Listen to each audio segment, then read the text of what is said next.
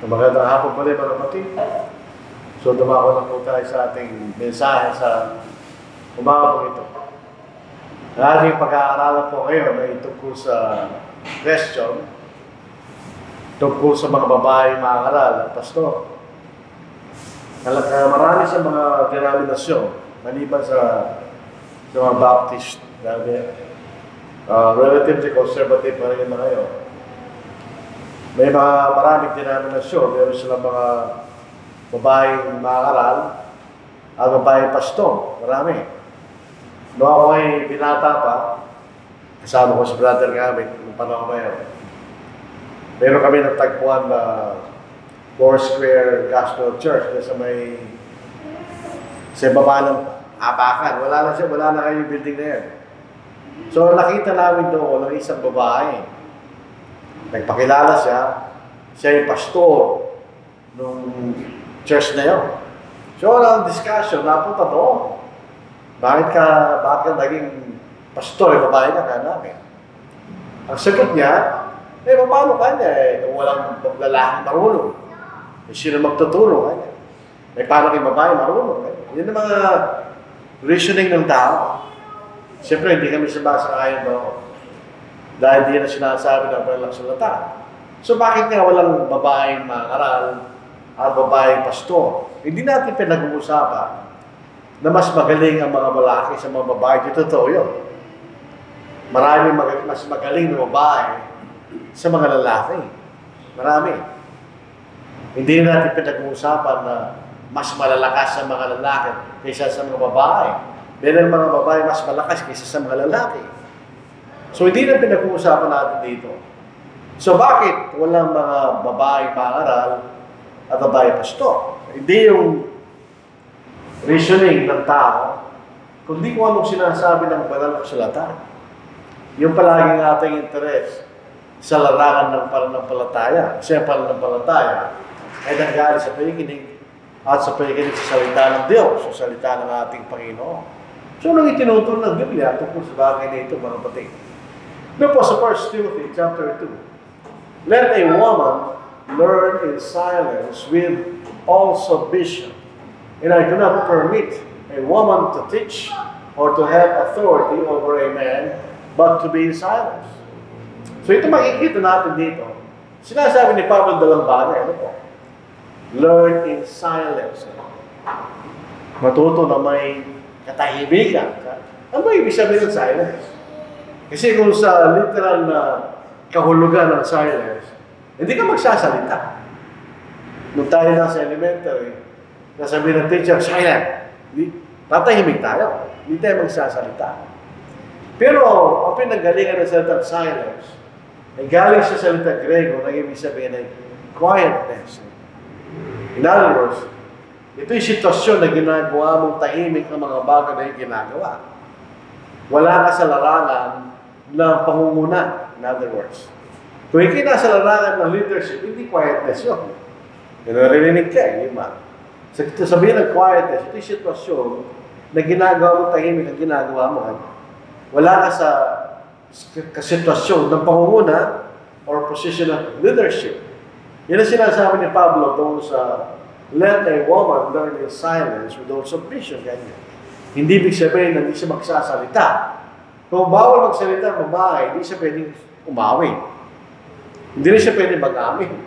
Pag may nanalangin. Wala siya sasabihin. So hindi nang ibig sabihin ng Apostle Paul na sabihin niya, let a woman learn in silence with all submission. Ano ibig sabihin?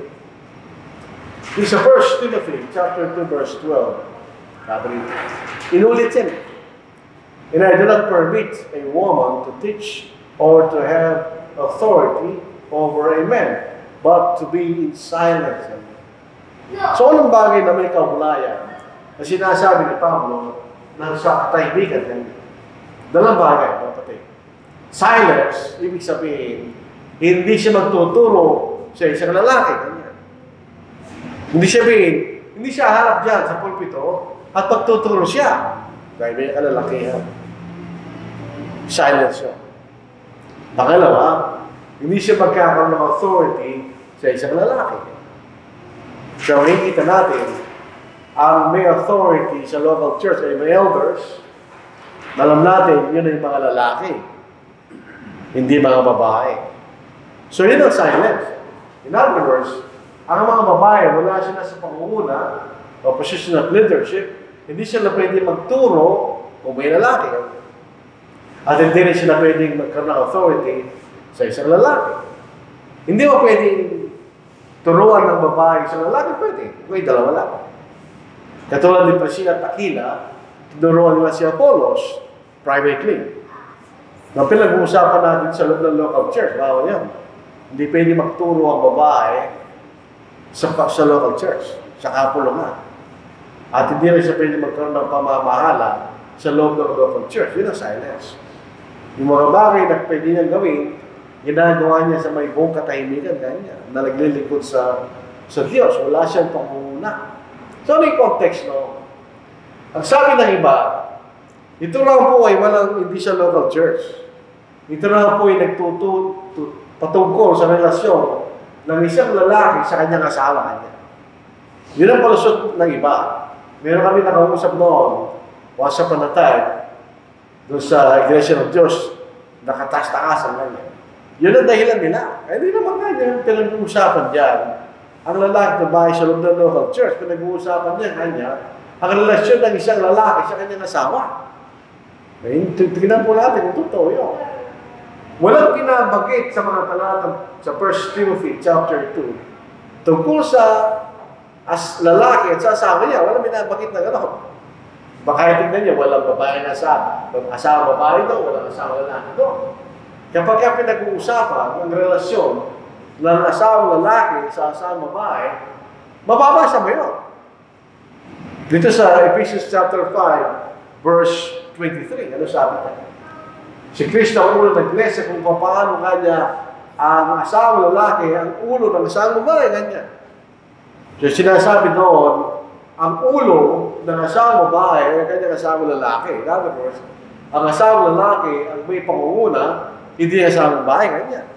Pero mababasa natin, asawang lalaki, asawang babae, ganyan. Pero hindi sa 1 Peter chapter 3, verse 1. Pinag-uusapan dito, kung ang isang Kristiyanong babae, ang asawa niya hindi Kristiyano. Ano gagawin niya kanya? Ito sabi ni Apostle Peter, binanggit din yung asawang babae. Ganyan, sabi natin. Gayun din naman, kayong mga asawang babae, pasama kayo sa inyo yung sariling asawa. Kahit na ilan sa kanila hindi sumusunod sa salita, upang kahit na walang salita sa pamagitan, ng ugali na kayo ng asawang babae. So, ang asawa hindi Kristiyano, kayo babae, susunod ka pa rin sa asawa mo bilang asawa. Hindi ka lang susunod sa mga bagay na taliwas sa kalooban ng Diyos. Ganyan. Pero kung mababasa natin, binabagay ka ng asawang lalaki, sa babae, pag pinag-uusapan ay yung relationship ng mag-asawa. Pero sa talatang yan, wala tayong mababasa. Ang makikita natin sa original na salita, yung salitang woman, gaya sa salitang gune. Ito ay pangkalahatan. Kapag ka ang asawa, ang babae, may asawa, gune pa rin yan. Kapag ka ang babae walang asawa, gune pa rin yan. So, depende sa context. Kung paano ginagamit yung tangguni, ganyan. Kaya may mga salin, halimbawa, doon sa 1 Timothy chapter 3, may mga salin na sinasabi, ang kailangan mga babae, ganyan. So, tignan ko lang po ganito sabi dito. Pero sa English Bible, may mga salin na gano'n. Tingnan niya sa verse 11 ng 1 Timothy chapter 3. Ang mga babae, sabi rito, gaya din naman ang mga babae ay dapat na maging kagalang-galang, hindi mapanilang puri, kundi mapagpigil, tapat sa lahat ng bagay. Yung po ay mistranslation. Ang pinag-uusapan doon, asawa ng mga diakono. Pero kasi sa Grego, ang makikita mo, gune pa rin yan. So depende sa context kung paano ginagamit yung salitang gune, ganyan. So kung sa 1 Timothy, chapter 3, salitang babae, gune. So Ephesians chapter 5, verse 23, yung asawang babae, gune. So, depende sa context. Dito nalilito yung mga nakausap namin. So, ibig sabihin, doon sa 1 Timothy, ang ginamit na salita ay woman, hindi wife. At yung husband, hindi rin ginamit kundi men. So, hindi ito relationship ng asawa babae, ng asawa lalaki. Ito ay ang relationship ng lalaki babae sa loob ng iglesia. Tingnan natin, basahin natin yung kabuuan. Balik-balikan natin. Hindi ko ang mga lalaki, hindi mga asawa lalaki pinag-uusapan dito. Lalaki kay binata o may asawa. Sabi dito. Okay? Ibig ko ang mga lalaki manalangin sa bawat tao na itinataas sa kailang mga banal na kamay na walang galit at pag-aalin lang. Gayun din naman ang mga babae, hindi pinag-usapan kung may asawa sa o wala. Gayun din ang mga babae dapat na magdamit na may kaininan, na angkop at hindi mahalay, hindi na napapalamuti ang buhok o lang ito, perlas o mamahaling gamit. Kundi na mabubuting gawa na siya nararapat sa mga babae nagpapakayag ng paggalang sa Diyos. Ayaw ang babae matuto sa katahimikan na may buong pagpapasakop. Hindi ko pinahintulot ng babae magturo na magkaroon ng pamumuno sa lalaki kung di tahimik. Wala binabakit na sa babae, no? Ito yung relasyon ng mga babae at lalaki sa loob ng iglesia. Sila yung magkaiba. Meron contrast doon sa ginagawa ng mga lalaki at ginagawa ng mga babae. So, di pinag-uusapan dito relationship ng mag-asawa. Ito po ay general rule sa pagitan ng mga lalaki at babae sa mga spiritual na relationship sa kanilang particular na role. Basahin natin. Sa church, lahat ng oversight o pamumuno at lahat ng posisyon ng pangunguna o leadership ay mga lalaki. Yung mga lalaki, yung mga pastor o overseers o elders ay mga lalaki. Wala tayong mababasang babae. In particular, sa 1 Timothy, chapter 3, yung mga obispo, sila yung asawa ng isang babae. Basahin natin.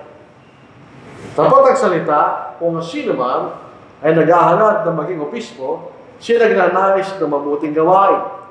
Kailangan ng obispo ay walang kapintasan, asawa ng isang babae, mapagpigil, matino ang pag-iisip, nagalang-galang, magpatuloy ng panauhin, mahusay magturo. Sabi nito, asawa ng isang babae, di lalaki yun. Maybe pwede yung babae ito, lalaki yun. Inulit po ito sa Titus chapter 1, 5 to 7, makikita na. Sa loob ng isang bahayan. Ganon din. Ang posisyon ng leadership ay nasa asawang lalaki, hindi sa asawang babae. Ina sa Titus, chapter 2, verse 5. Alam niyo, ang sabi nga ng kasabihan, kung sino yung one who has the purse, has the authority, totoo yun. Kaya ang nararapat na yung lalaki na nagtatrabaho, hindi yung babae. Kapag bumaliktad yun, babaliktad din ang lahat. Ang masusunod, yung babae. Kasi siya naghahanap buhay. Kaya ang katungkulan ng lalaki, siya ang naghahanap buhay. Tumutulong lang yung babae kung gusto niya. So, Titus chapter 2, verse 5. Sayin natin. Maging matino, dalisay, masipag sa gawaing bahay, mabait, nagpapasakop sa kanilang asawa, upang huwag lapastanganin ang salita ng Diyos. Tingnan niyo yung kahalagahan. Pag nakikita ng mga tao na yung babae na umuna sa asawang lalaki, nilalapastahan nila ang salita ng Diyos. Dahil sinasabi ng Diyos, ang asawang lalaki, ang ulo ng asawang babae, ganyan. So kahit sa loob ng sangbahayan, ang leadership ay nasa lalaki. Kaya siya dapat maghanap buhay. Sa 1 Timothy chapter 5, huwag natin pabayaan ng babae ang nangungulang naghahanap buhay. Mayayari ka to.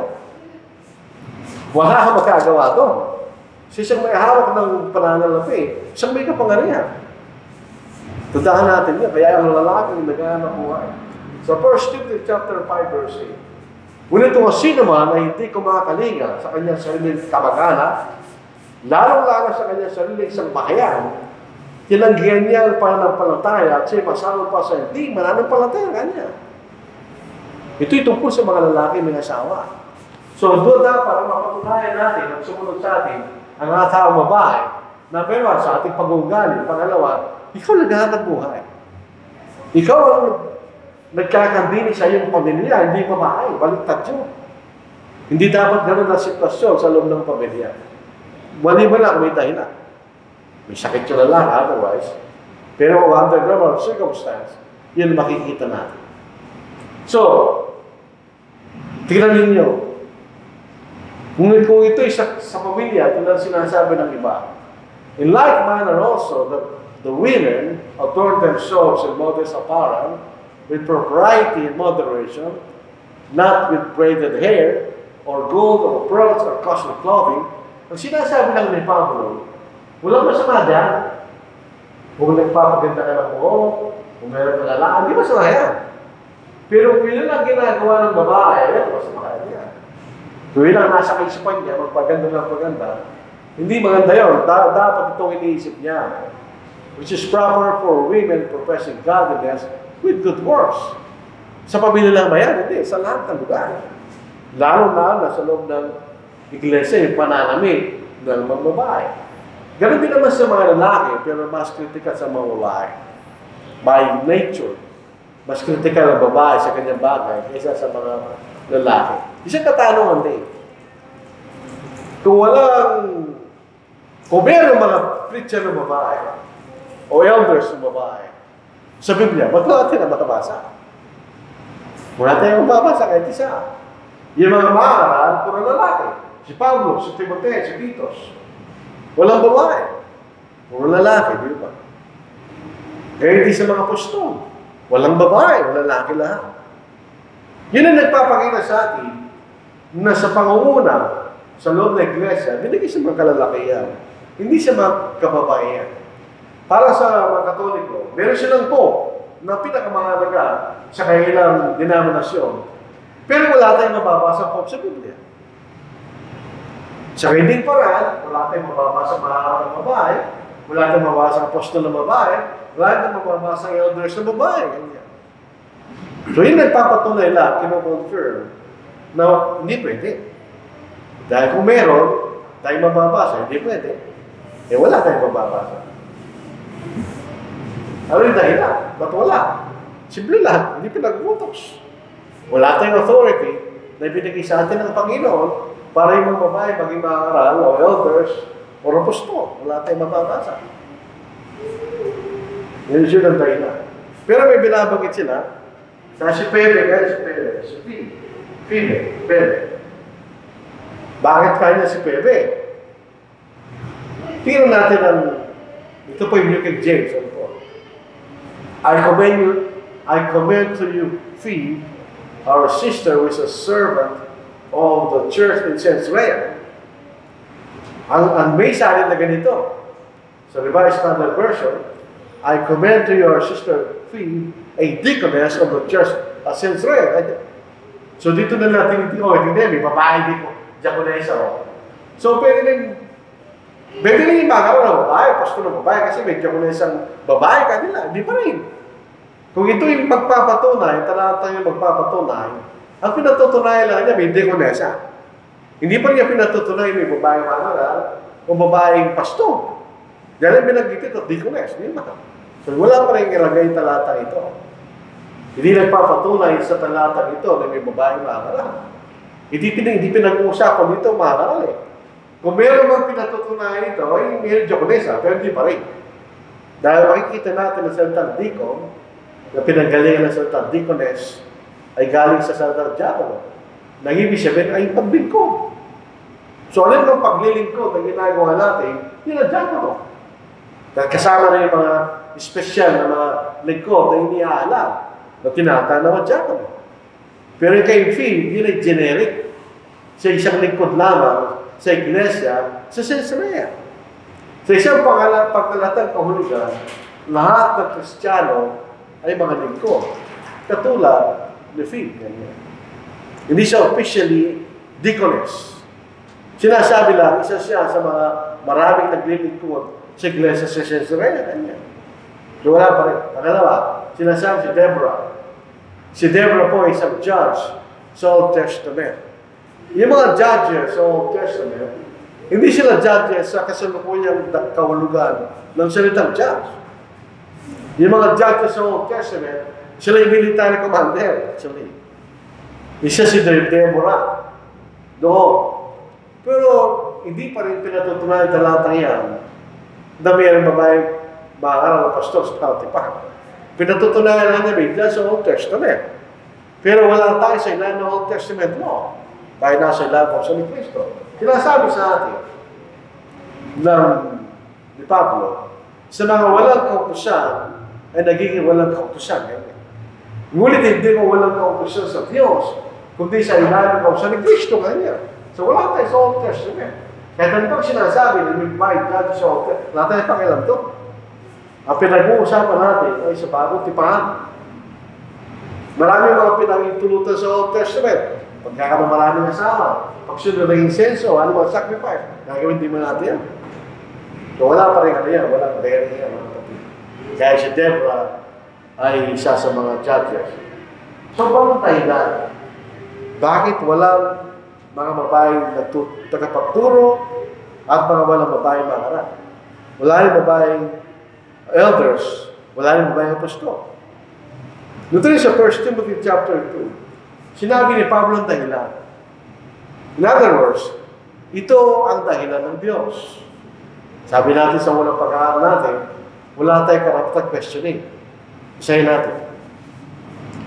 Sa verse 13, magsimula tayo sa verse 12. Hindi ko pinahintulot ng babae magturo, ni magkaroon ng pamumuno sa lalaki, kundi tumahimik kanya. Bakit? Sapagkat kanya, yun ang dahilan. Sapagkat si Adan, ang unang nilalang, pagkatapos ay si Eva. Ano significance no? Si Eva ay nilalang bilang katulong ni Adan. Si Adan ang nangunguna kay Eva. Ang problema ni Adan, hindi siya nadaya. Ang pagkakasawa ni Adan, sumunod siya sa babae. Pero ang nadaya ay si Eva kanya. Tuloy natin. At si Adan ay hindi nadaya. Hindi siya nadaya. Alam niya yung totoo eh. Kundi ang babae ng madaya ay nahulog sa pagkakasala.